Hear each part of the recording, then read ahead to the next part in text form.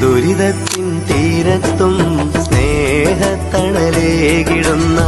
കഥ കേൾക്കാനരികത്തായി കൂട്ടിരുന്നോരേ, അശരണർക്കാകെയും സാന്ത്വനം നൽകിടാൻ ആശ്വാസനാമമായി തീർന്നതല്ലേ CH centre എന്ന പൂന്തണലേ.